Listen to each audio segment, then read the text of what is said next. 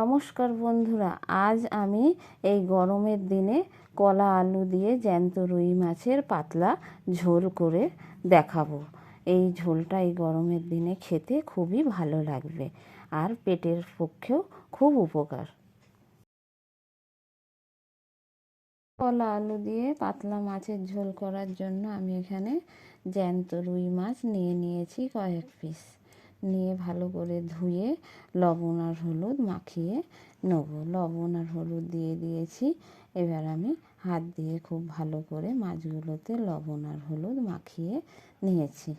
লবণ হলুদ মাখানো হয়ে গেছে মাছে। সবজি নিয়েছি, লম্বা লম্বা করে আলু নিয়েছি কাঁচকলা আর নিয়েছি পেঁপে। মশলা নিয়েছি গোলমরিচ, জিরে, ধনে, কাঁচা লঙ্কা, আদা। মশলাগুলো সব আমি শিলে বেটে নেব। কড়াইয়ে তেল গরম করতে দিয়ে দিয়েছি মাছগুলো ভেজে নেওয়ার জন্য। সরিষার তেল দিয়ে দিয়েছি। তেল খুব ভালোভাবে গরম হয়ে গেছে। মাছ দিয়ে দিয়েছি।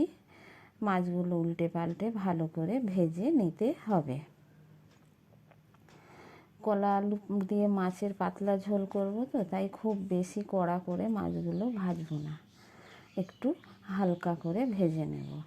মাছ ভাজা হয়ে গেছে, নামিয়ে নিয়েছি। এবার ওই তেলের মধ্যেই ফোড়নে দিয়ে দিয়েছি তেজপাতা আর একটু পাঁচ ফোড়ন। ফোড়নটা খুব ভালো করে ভেজে নিয়েছি।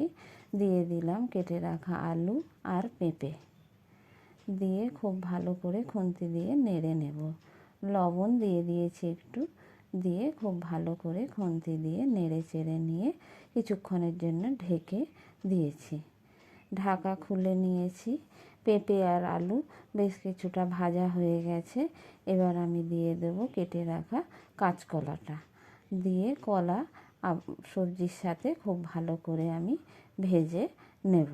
কলা নরম জিনিস তো, তাই একসাথে দিলে গলে যাবে, সেই জন্য একটু পরে দিয়েছি পেঁপে আর আলু ভাজার খানিকটা পরে। ভালো করে সবজিগুলো ভাজা হয়ে গেছে। আমি প্রথমে জল দিয়ে দিয়েছি। এতে মশলাটা আমি কষাবো না, কাঁচা মশলা দিয়ে দিয়েছি। দিয়ে জল ঢেলে দিলাম আবারও। পরিমাণ মতো জল দিয়ে দিলাম স্বাদ মতো লবণ আর হলুদ। দিয়ে খুব ভালো করে খুন্তি দিয়ে মিশিয়ে নিয়েছি। ঝোল ফুটে উঠেছে, আমি ঢেকে দিলাম কিছুক্ষণের জন্য। ঢাকা খুলে নিয়েছি। পেঁপে আলু কলা সেদ্ধ হয়ে গেছে। এবার আমি দিয়ে দিলাম ভেজে রাখা মাছ।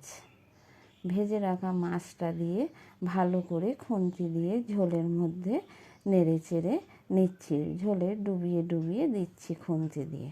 দিয়ে আবারও আমি কিছুক্ষণের জন্য ঢেকে দিয়েছিলাম, যাতে মাছটা ভালোভাবে ঝোলের সাথে সেদ্ধ হয়ে যায়। কলা আলু দেখুন খুব ভালোভাবে সেদ্ধ হয়ে গেছে। মাছের ঝোল আমার রান্না হয়েও গেছে। এবার আমি নামিয়ে নেব।